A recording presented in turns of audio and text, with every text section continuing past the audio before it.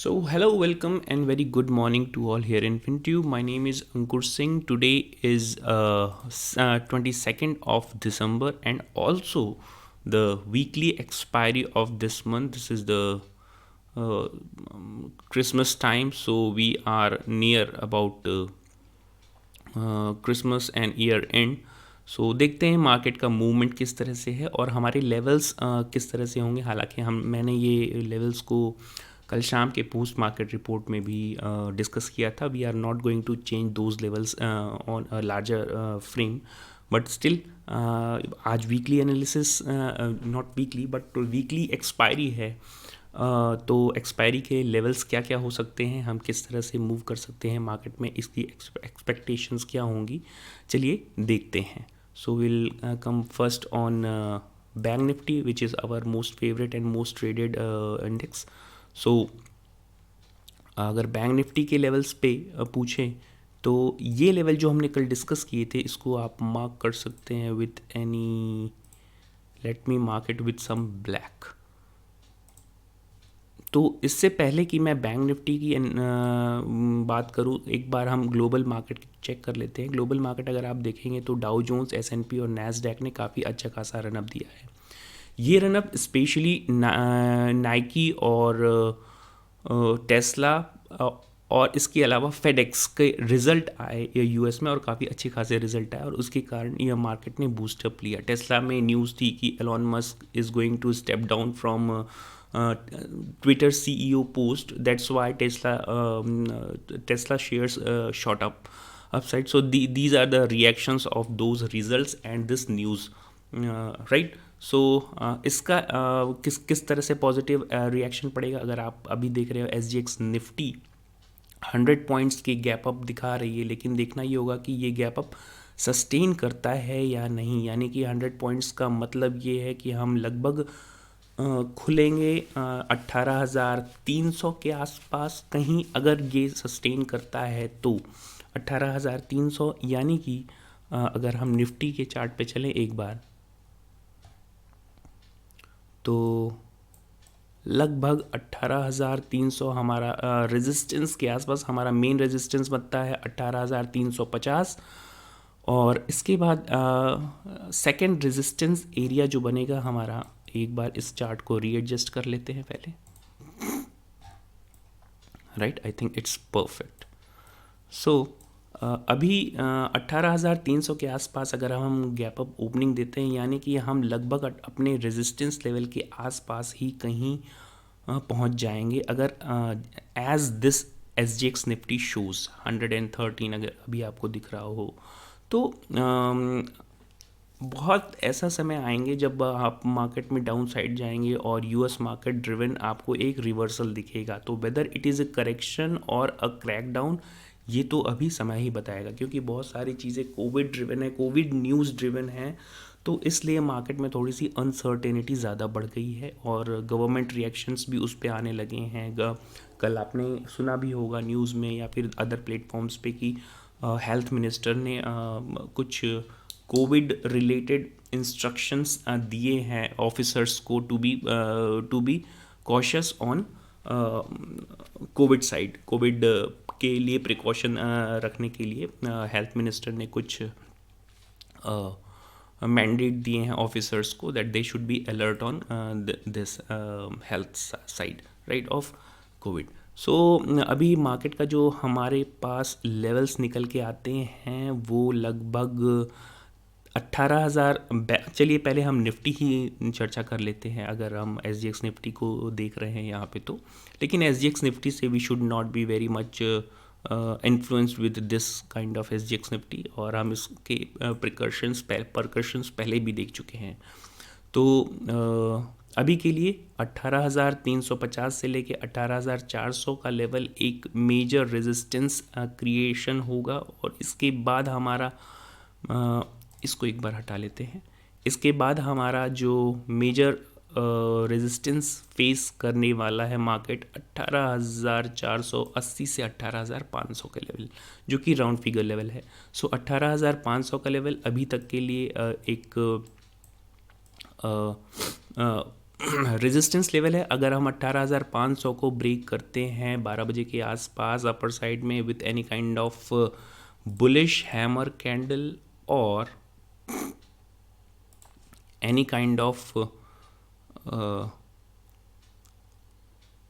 bullish hammer candle or bullish engulfing candle on 15-minute time frame, we can easily touch this 18,700 and 730 level का zone, ये हम touch कर सकते हैं. But the condition is हमें ये 12 बजे के आसपास ये अपर साइड में या फिर मार्केट सस्टेन करता है और इस तरह की किसी बुलिश हैमर कैंडल या बुलिश इनगल्फिंग कैंडल क्रिएट करता है तो प्राइस एक्शन के लेवल पे हम ये अपर साइड में ट्रेड ले सकते हैं.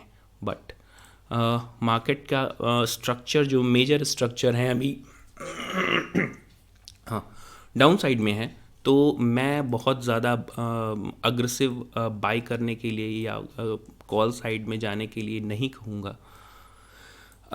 मार्केट का क्रैकडाउन कैसे हो सकता है, अगर हम सपोर्ट इमीडिएट सपोर्ट देखेंगे तो 18,150 के आसपास का जोन जो इसके लिए इमीडिएट सपोर्ट है. Next support is around 18,000 and let me readjust this first.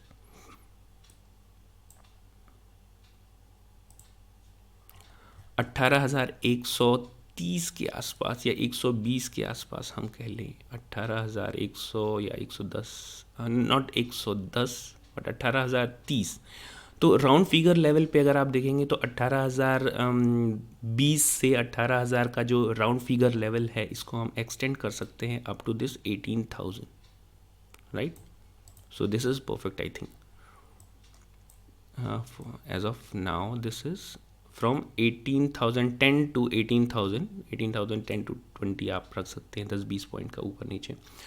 अगर इस लेवल को हम ब्रेक करते हैं, if we are going to break this 18,000 level up to 17,950 level, 17,950 करीब आएगा यहाँ पे. तो इसके लिए एक बार हम एक लाइन ड्रॉ कर लेते हैं. No this one,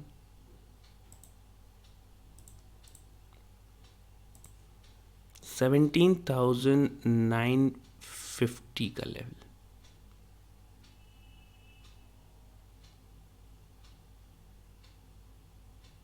approximately this, right. So 17,950 का लेवल अगर हम ब्रेक करते हैं तो बहुत तेज़ी से नीचे जा सकते हैं. We may touch this 17,830 and also this 17,700 kind of levels, 680 और 700 level. So that is about Nifty. Now let's see what is cooking with bank Nifty.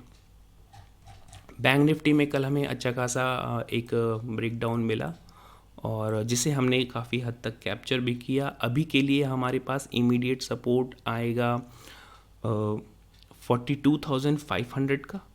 अगर 42,500 को हम इसी फ्लो में ब्रेक कर देते हैं देन नेक्स्ट सपोर्ट इज़ 42,050 से लेके 42,000 का जो एक जोन है वहाँ पे हमारे पास एक सपोर्ट बनता है. 42,000 को भी अगर हम ब्रेक करते हैं हम बहुत तेज़ी से नीचे की तरफ 41,850 के आसपास का जोन हमारे लिए एक नॉट इमीडिएट बट सपोर्ट का काम, सेकंड और थर्ड सपोर्ट आप कंसीडर कर सकते हैं, इसका काम करेगा. अपर लेवल पे रेजिस्टेंस लेवल पे अगर देखेंगे हमारे पास तो अभी 42,950 से लेके 43,000 का मेन रेजिस्टेंस बनेगा. लेकिन जैसा कि ये SGX निफ्टी दिखा रहा है 100 पॉइंट्स गैप अप, तो अगर हम गैप अप भी कंसीडर करें लगभग 200 पॉइंट का तो हम करीब 42,800 के आसपास या 42,850 से 900 के आसपास, यानी कि लगभग अपने रेजिस्टेंस फर्स्ट रेजिस्टेंस पॉइंट के आसपास ओपन देंगे, गैप अप ओपन दे सकते हैं if we react on this kind of gap up. और अगर उसको सस्टेन करते हैं हम अपर साइड में 40 यानी कि यहाँ पे 42,950 से लेके 43,000 को सस्टेन करते हैं फॉर 5 to 15 मिनट्स, तो we may shoot up to this 43,400. But remember the thing, हम ऊपर के साइड में बहुत तेज़ी से शूट अप नहीं करते हैं. मार्केट ऊपर की साइड में जाता है तो धीमे धीमे जाता है, और जब गिरता है तो you can see this waterfall kind of fall.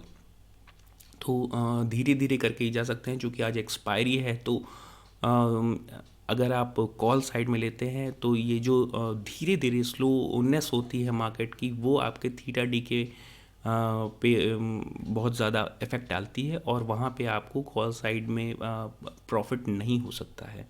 सो इस चीज़ का ध्यान रखिएगा कि मार्केट में अगर मोमेंटम हो तभी उसको कैप्चर करें. और मोमेंटम जैसा कि कल आपने देखा होगा कि इंडिया विक्स लगभग 11 से 12% तक का जंप दे चुका था. अगर आप यहाँ पे इंडिया विक्स देखेंगे तो 12-13% के आसपास का जंप दे चुका था, जो कि 15-16 पॉइंट के आसपास तक चला गया था.